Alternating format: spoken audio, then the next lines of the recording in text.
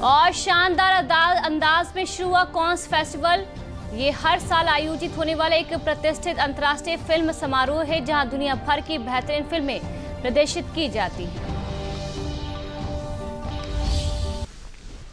और अब समाचार विस्तार से देखते लेते हैं। कल पंजाब के आदमपुर एयरबेस से प्रधानमंत्री मोदी की गरज ने पाकिस्तान को सीधी चेतावनी दी है। आतंकी फैक्ट्री को अब भारत बख्शने के मूड में नहीं है। ऑपरेशन सिंदूर की गूंज जब सीमाओं से भी आगे सुनाई दे रही है। आदमपुर एयरबेस से आई प्रधानमंत्री की हुंकार साफ संदेश देती है कि नया भारत हर हमले का जवाब अपने अंदाज में देगा। देखिए खास रिपोर्ट। पाकिस्तान में आतंकी ठिकानों और उनके एयरबेस ही तबाह नहीं हुए, बल्कि उनके नापाक इरादे और उनके दुस्साहस दोनों की हार हुई है।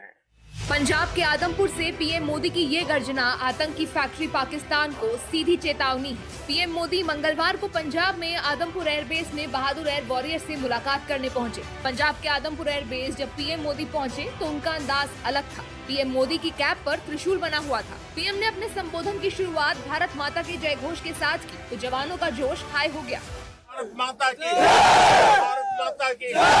जब हमारी मिसाइलें सनसनाती हुई निशाने पर पहुंचती हैं तो दुश्मन को सुनाई देता है भारत माता की जय। जिस पाकिस्तानी सेना के भरोसे ये आतंकी बैठे थे, भारत की सेना, भारत की एयरफोर्स और भारत की नेवी ने उस पाकिस्तानी सेना को भी धूल चटा दी है। पीएम मोदी ने आदमपुर से देश की सेना, नौसेना और वायुसेना का शुक्रिया किया और ऑपरेशन सिंदूर का जिक्र करते हुए कहा कि ऑपरेशन सिंदूर आतंक के खिलाफ भारत की लक्ष्मण रेखा है। यही नहीं, पीएम मोदी ने पिछले कुछ दिनों से आसमान में भारत की ढाल बने एयर डिफेंस सिस्टम का भी जिक्र किया। एक मजबूत सुरक्षा कवच भारत की पहचान बन चुकी है। पाकिस्तान की लाख कोशिश के बाद भी हमारे एयरबेस हो या फिर हमारे दूसरे डिफेंस इंफ्रास्ट्रक्चर, इन पर आंच तक नहीं आई और इसका श्रेय आप सभी को जाता है और मुझे गर्व है आप सब पर। पीएम मोदी का आदमपुर एयरबेस का ये दौरा इसलिए भी खास है क्योंकि ऑपरेशन सिंदूर के बाद बॉर्डर पर तनाव बढ़ने के बाद पाकिस्तान ने प्रोपेगेंडा चलाया था कि उसने आदमपुर एयरबेस को अपने मिसाइलों से उड़ा दिया है। लेकिन पीएम ने इस एयरबेस पर पहुंचकर पाकिस्तान के इस झूठ को धूमिल कर दिया।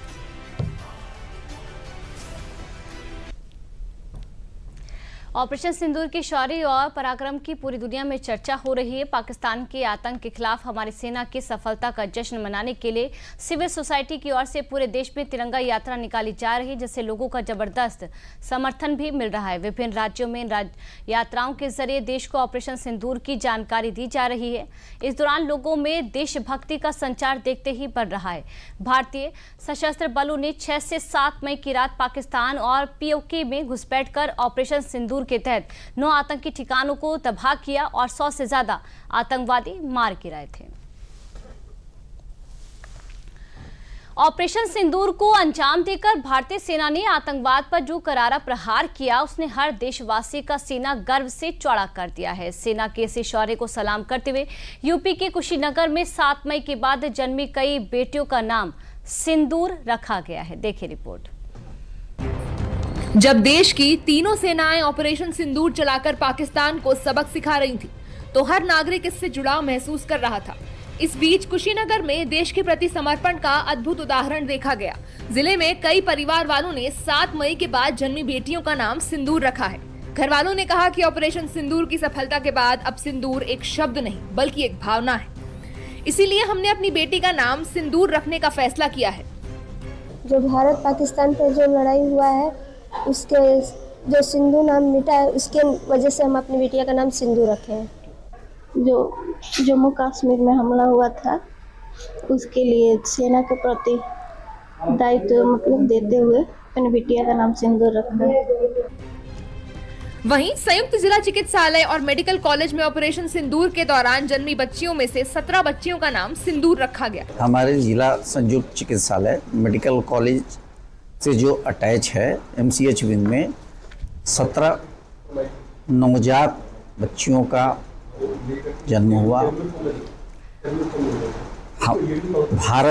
भारत के वीर जवानों ने, सैनिकों ने जो पाकिस्तान पे आक्रमण किया और हमारे यहाँ जो नरसंहार हुआ उसको देखते हुए कुछ पेरेंट्स ने अपने बच्चियों का नाम सिंदूर रखा। हमारे जो यहाँ पर जो महिला के जिनकी डिलीवरी हुई है, 3 बेटियां हुई है, तो उन्हें इसी के उपलक्ष्य में सिंदूर नाम रखा गया। ऑपरेशन सिंदूर की सफलता पर जिले में देशभक्ति की अलग मिसाल पेश हुई। भले ही महिलाएं सीमा पर लड़ने नहीं जा सकी, लेकिन अपनी नवजात बेटियों का नाम सिंदूर रखकर उन्होंने अपने देशभक्ति के जज्बे को दिखाया। अब देखें पाकिस्तान के आतंकियों के खिलाफ चलाए गए ऑपरेशन सिंदूर की सफलता के बाद जहां देश भर में हर रोज जीत का जश्न मनाया जा रहा है, तिरंगा यात्राएं निकाली जा रही हैं, तो वहीं मुरादाबाद महानगर में सेना के प्रति सम्मान व्यक्त करने के उद्देश्य से शहर की कुछ प्रमुख बिल्डिंगों पर पेंटिंग के माध्यम से भारतीय सेना के शौर्य और पराक्रम की कहानी बयां की जा रही है, जो लोगों को बेहद आकर्षित तो कर ही रही है, साथ ही देशभक्ति की भावना को भी बढ़ा रही है।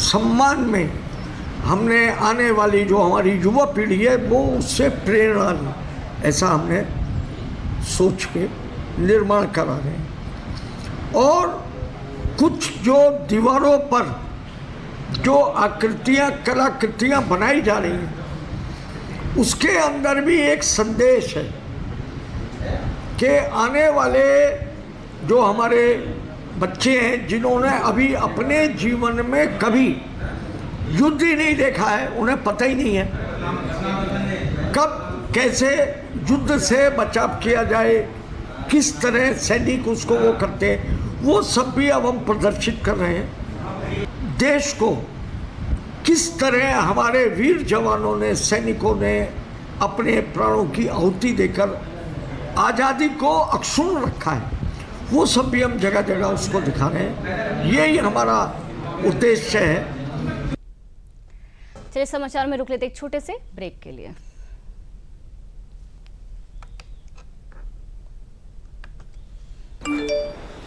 QR कोड स्कैन करो, 5000 का कैशबैक पाओ।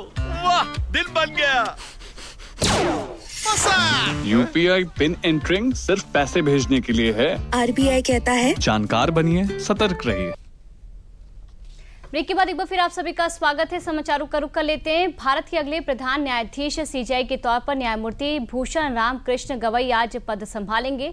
इससे पहले बीते माह की 30 तारीख को कानून मंत्रालय ने जस्टिस गवई की भारत के 52वें मुख्य न्यायाधीश के रूप में नियुक्ति की अधिसूचना जारी की थी। वहीं 16 अप्रैल को CJI खन्ना ने केंद्र सरकार से उनके नाम की सिफारिश की थी। जस्टिस गवई का कार्यकाल 6 महीने का होगा, जहां वह 23 दिसंबर को सेवानिवृत्त होंगे। जस्टिस BR गवई साल 2016 में नोटबंदी को लेकर दिए गए फैसले का हिस्सा रहे, जिसमें कहा गया था कि सरकार को करेंसी को अवैध घोषित करने का अधिकार है। इसके अलावा जस्टिस गवई बुलडोजर कार्रवाई के खिलाफ दिए आदेश का भी हिस्सा रहे और इलेक्टोरल बॉन्ड को लेकर फैसला देने वाली पीठ का भी हिस्सा रहे। शामली की सावी जैन ने CBSE की इंटरमीडिएट की परीक्षा में पहला स्थान हासिल किया है। शहर में स्कॉटिश इंटरनेशनल स्कूल की 12वीं की छात्रा रही हैं। सावी के पिता अंकित कुमार जैन फर्नीचर की दुकान चलाते हैं। सावी IAS बनकर देश की सेवा करना चाहती हैं। स्कूल पहुंचने पर सावी जैन का स्वागत हुआ। सावी ने बताया कि उन्हें उम्मीद नहीं थी कि वह देश में अच्छी रैंक हासिल करेंगी। अब सावी का अगला IAS बनना है, जिसके लिए पढ़ाई करेंगे। सावी जैन ने देश में टॉप किया है। जिसको शब्दों में बयां करना तो मुश्किल है, बट ये है कि सबके लिए, मेरे पेरेंट्स, मेरे टीचर, सबके लिए ये बहुत खुशी का मौका है। मेरे लिए भी, क्योंकि मैंने अपनी मेहनत से, सबके सपोर्ट से इस मुकाम को हासिल किया। सर, मैंने रोज़ 4 से 5 घंटे स्टडी की, कंसिस्टेंटली स्टडी की, और रोज़ मतलब अपनी गलतियों पर काम किया, जो मुझे गलतियाँ लगती थी कि उस पर काम किया, ताकि मुझे ये पता चले कि मुझे कहाँ सुधार की ज़रूरत है। और मेरी स्ट्रैटेजी सिंपल थी कि एनसीईआरटीज़ रीड करनी है, उनको याद करना है, थॉरली रीड करना है, उसको समझना है और कम से ज़्यादा 90, 99 जितना हो सके उतना % मेरे को उसको याद रखना है। बाकी जो मैंने टेस्ट किए उससे मुझे मेरी गलतियाँ, मेरी कमी पता चलती थी और फिर मैंने उनको सुधारा। तो आप सबके लिए भी ये संदेश है कि आप कंसिस्टेंटली काम करें, जो कंसिस्टेंटली काम करेगा वो सक्सेस को हासिल करेगा। सीबीएसई बोर्ड में 99.2 अंक हासिल करने वाले सुल्तानपुर की मेधावी बेटी अदीबा खुर्शीद ने शिक्षकों को दोष देने की प्रवृत्ति से विद्यार्थियों को ऊपर उठाने को कहा है। अदीबा ने कहा कि शिक्षकों के प्रति सकारात्मक और सीखने की प्रवृत्ति रखने की वजह से ही उसे 99.2 अंक हासिल हुए। 99.2% हासिल करने वाली इस बेटी ने कोई कोचिंग या ट्यूशन का सहारा नहीं लिया। विद्यालय की पढ़ाई के सहारे ही उसने ये मुकाम हासिल किया। अदीबा ने कहा कि आईआईटी में प्रवेश पाकर वह एक कुशल इंजीनियर बनकर देश की सेवा करना चाहती हैं। सबसे पहले तो जैसे मैंने बताया, अपने टीचर्स को फॉलो करो, जो वो बोल रहे हैं उस पर जो चीज़ वो कह रहे हैं करने को उनको ब्लाइंडली फॉलो करो, वो जो कह रहे हैं उसे करो और कंसिस्टेंटली पढ़ाई करो। थोड़ा थोड़ा पढ़ो लेकिन रोज़ पढ़ो। और एक चीज़ याद रखना कि कभी घंटे काउंट मत करना, because quality is more important than quantity. आप कितना पढ़ रहे हो वो नहीं मैटर करता, आप क्या पढ़ रहे हो, आपको क्या समझ आ रहा है वो मैटर करता है। तो मैं यही बोलना चाहूँगी कि आप कंसिस्टेंट होकर पढ़ो और अच्छे से पढ़ाई करो। बेटिया को बधाई देता हूँ इस उपलब्धि के लिए, और सर हमारे लिए तो बड़ा गर्व का विषय है ही है। साथ ही साथ वो तमाम विद्यार्थियों के लिए, बच्चों के लिए बड़ा गर्व का विषय है जो भी इस क्षेत्र में लगे हैं, जो मेहनत कर रहे हैं, और स्कूल के लिए बड़ा गर्व, बहुत ही गर्व का समय है ये।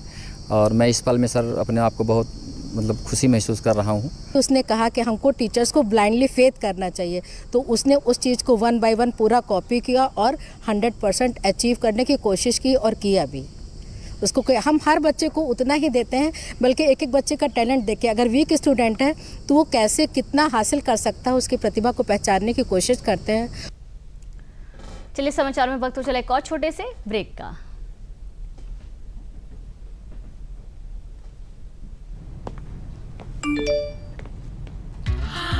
$10 लाख की लॉटरी मुझे, वाह! फर्जी ऑफर्स से सावधान। आरबीआई कहता है जानकार बनिए, सतर्क रहिए। ब्रेक के बाद एक बार फिर आप सभी का स्वागत है। यूपी में निर्यात को बढ़ावा देने के लिए योगी सरकार की नीतियों का असर अब जमीनी स्तर पर दिखाई देने लगा है, और यही वजह है कि बीते 8 सालों में यूपी का निर्यात दुगना हो चुका है। यूपी के निर्यात को नए आयाम देने के लिए योगी सरकार नई निर्यात नीति को लागू करने की तैयारी कर रही है। देखिए रिपोर्ट। प्रदेश में निर्यात को बढ़ावा देने के लिए राज्य सरकार की नीतियों का असर दिखाई देने लगा है। बीते 8 वर्षों में उत्तर प्रदेश से निर्यात दोगुना हुआ है। निर्यात को और बढ़ावा देने के लिए सरकार नई निर्यात नीति को लागू करने की तैयारी कर रही है। सरकार निर्यातकों को क्या सुविधाएं देगी और यूपी से किन उत्पादों को किन किन देशों को निर्यात किया जा रहा है, आइए आपको वो भी बताते हैं। यूपी सरकार की निर्यात नीति से निर्यात में 2 गुना बढ़ोतरी हुई है। यूपी सरकार निर्यातकों को प्रमाणन पर 25 लाख रुपए तक की छूट देगी। 2030 तक यूपी से निर्यात को 3 गुना बढ़ाने का लक्ष्य तय किया गया है। यूपी से 100 से अधिक उत्पादों का निर्यात विभिन्न देशों में किया जा रहा है। America, UAE, Nepal, UK, Germany, Vietnam, चीन, फ्रांस, स्पेन व रूस को सर्वाधिक निर्यात किया जा रहा है। 2017-18 में 88,967 करोड़ का निर्यात बढ़कर 1,70,340 करोड़ रुपए हो गया है।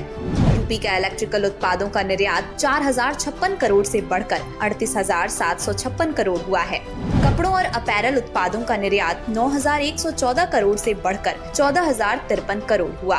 न्यूक्लियर रिएक्टर और मशीनों का निर्यात 3,725 करोड़ से बढ़कर 7,297 करोड़ हुआ। लोहे और स्टील का निर्यात 3,855 करोड़ से बढ़कर 5,667 करोड़ रुपए हुआ। कालीन का निर्यात 4,048 करोड़ से बढ़कर 5,516 करोड़ रुपए हो गया। फर्नीचर उत्पादों का निर्यात 1,417 करोड़ से बढ़कर 4,352 करोड़ रुपए हुआ। फुटवेयर और संबंधित वस्तुओं का निर्यात 5,616 करोड़ से बढ़कर 7,148 करोड़ हुआ। मोती और रत्नों का निर्यात 4,890 करोड़ से बढ़कर 6,727 करोड़ रुपए हुआ। नई निर्यात नीति में निर्यातकों को पूंजीगत सब्सिडी और कई प्रकार की छूट देने का प्रावधान किया जा रहा है। इसके लिए विभिन्न राज्यों की निर्यात नीतियों का गहन अध्ययन किया गया है।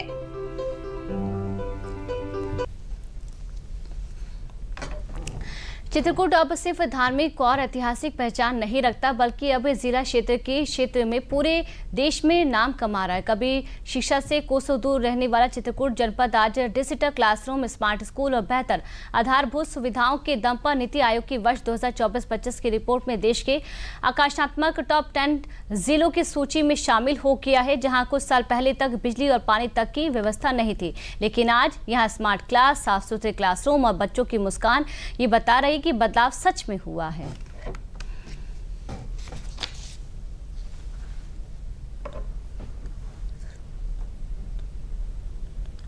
ऑपरेशन कायाकल्प के तहत हमने लगभग 94%, 95% के लगभग सारी मूलभूत जो सुविधाएं थीं वो पूरी करवा दी हैं।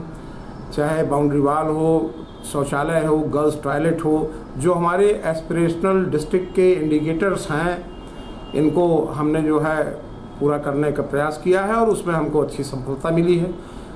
जनपद में बच्चों की गुणवत्तापूर्ण शिक्षा जो प्रदान की जा रही है, उसमें बच्चों का जो ट्रांजिशन रेट है और जो हमारे यहाँ छात्र शिक्षक अनुपात है, इसमें गुणात्मक सुधार हुआ है। काफ़ी मेहनत हमारे शिक्षक भाई बहन कर रहे हैं इस क्षेत्र में, और सबसे बड़ी उपलब्धि तो इसकी हमारी बीएसए सर की जाती है कि उनके निरीक्षण में सारे टीचर समय से विद्यालय जा रहे हैं, अपना कार्य कर रहे हैं और बहुत मेहनत कर रहे हैं बच्चों के साथ। हमारे बच्चे भी काफ़ी प्रतियोगी परीक्षाओं में उत्तीर्ण हो रहे हैं और वो आगे नवोदय विद्यालय में भी उनका एडमिशन हो रहा है। इस तरह से हमारा मतलब ये विभाग बहुत अच्छा कार्य कर रहा है। अमरोहा की ढोलक के बाद अब जिले में बने मेटल और वुडन हैंडीक्राफ्ट को भी एक नई पहचान मिलेगी। सरकार द्वारा मेटल और वुडन से बने हैंडीक्राफ्ट को भी अब एक जिला एक उत्पाद यानी ओडीओपी में शामिल कर लिया गया है। गौरतलब है कि जिले में ये काम बहुत पुराना है। लगभग 30 इकाइयां निर्यात का कार्य करती हैं और हर वर्ष 1200 करोड़ रुपए से अधिक का निर्यात किया जाता है। इस उद्यम में लगे लोग अब खुश नजर आ रहे हैं। वह सरकार की प्रशंसा करते हुए कह रहे हैं कि ये एक सराहनीय कदम है। देखिए, ये जो शामिल किया है सरकार ने और बहुत अच्छा काम किया है ये, और इसमें कारोबार बढ़ेगा और युवाओं को नया रोजगार मिलेगा। इससे मार्केट में भी जो है वो अर्थव्यवस्था बढ़ेगी।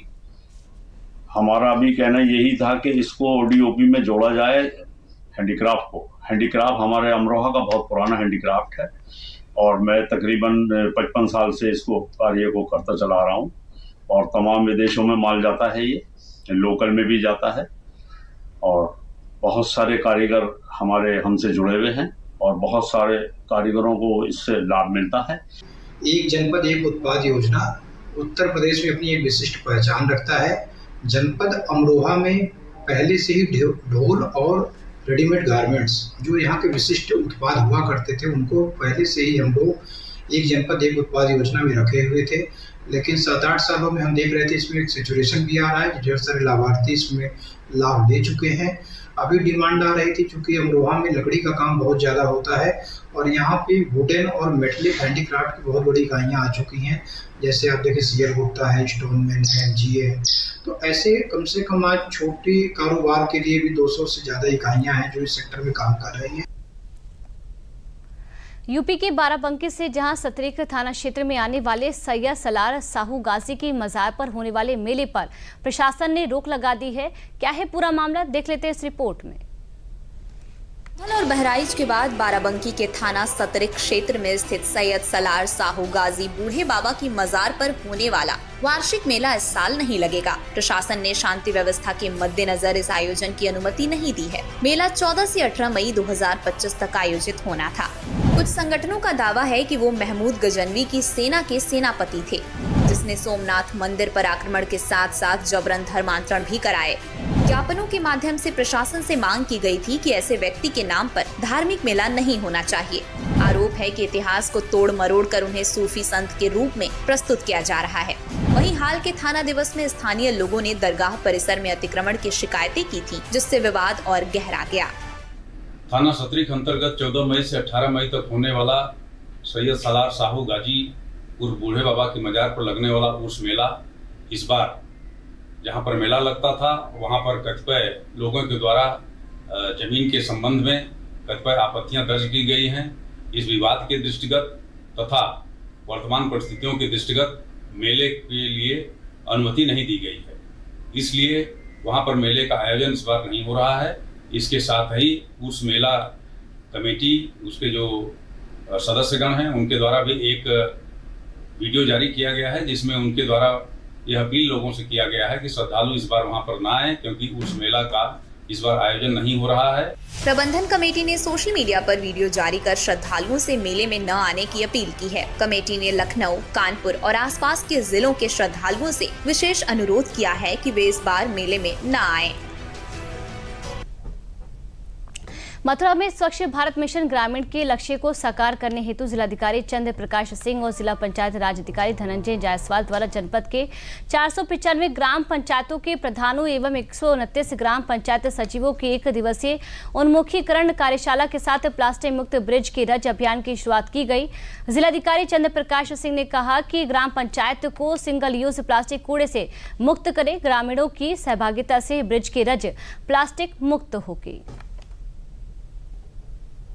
के सभी सम्मानित ग्राम प्रधान जी का हम लोगों ने वर्कशॉप यहाँ किया इस 5 जन्य सभागार में।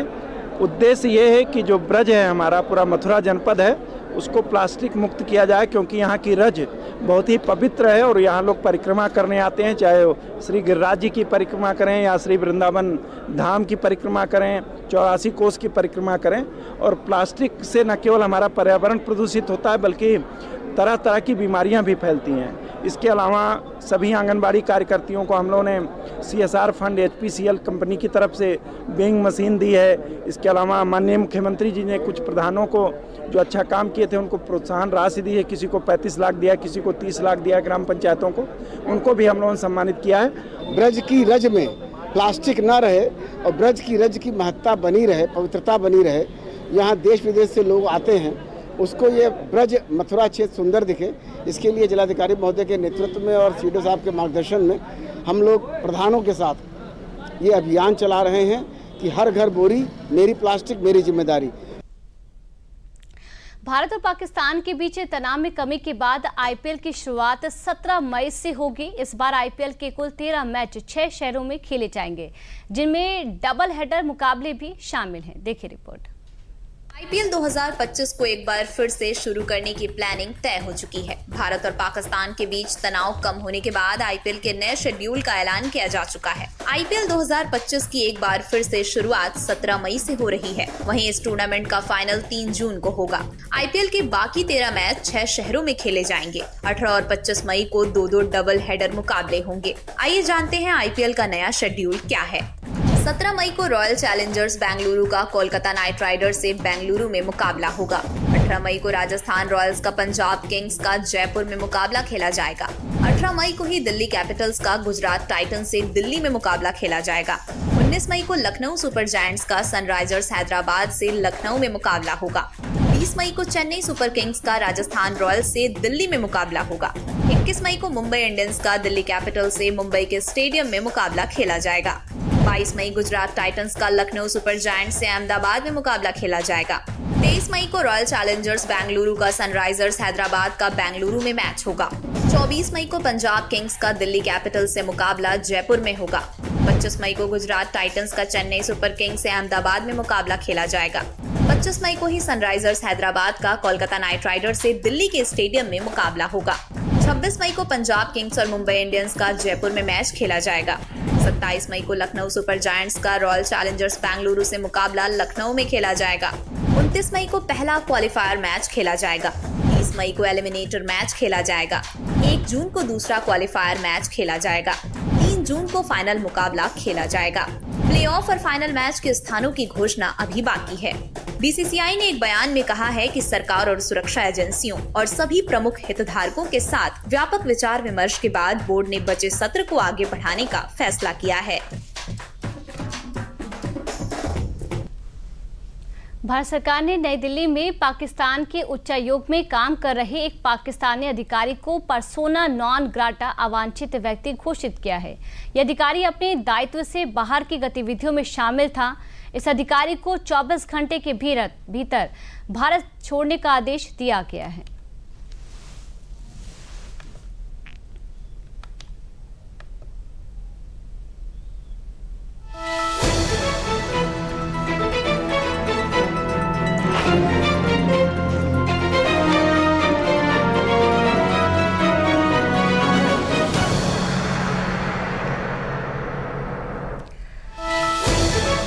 बार फिर हालात बिगड़े, जहां अब इजराइल ने यूरोपियन अस्पताल पर हवाई हमला किया है। इस हमले में 28 लोगों की मौत हो गई, वहीं कई लोग घायल भी हुए हैं।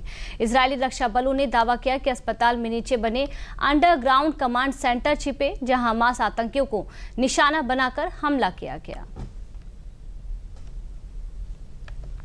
अमेरिका के राष्ट्रपति डोनाल्ड ट्रंप ने एक बार फिर फेडरल रिजर्व फेड से ब्याज दरों में कटौती की मांग की है। उन्होंने कहा कि गैस, ऊर्जा, किराना और लगभग हर चीज की कीमतों में गिरावट आई है, इसलिए अब फेड को दरें घटानी चाहिए। ट्रंप ने मंगलवार देर रात अपने social media platform truth social media पर लिखा कि अब कोई महंगाई नहीं है और ऊर्जा, किराना और लगभग हर चीज के दाम कम हो गए हैं। फेड को अब दरें कम करनी चाहिए, जैसा कि यूरोप और चीन ने किया है।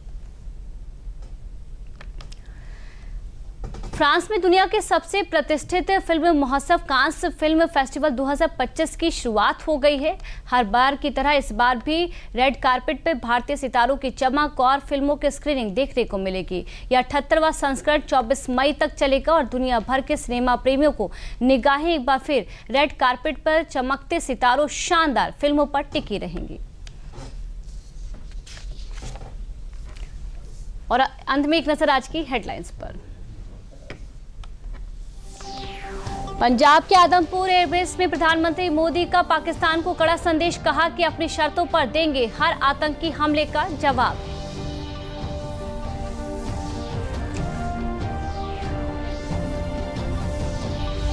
ऑपरेशन सिंदूर के शौर्य को मिल रहा है जबरदस्त जन समर्थन, भारतीय सैनिकों की शान में देश भर में तिरंगा यात्रा की धूम।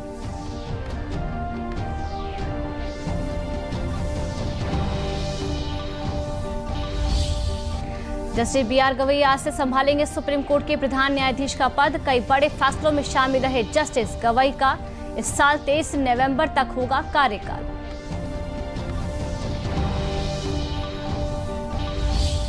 इजराइल का गाजा के यूरोपियन अस्पताल पर हवाई हमला, कम से कम 28 लोगों की मौत, कई घायल।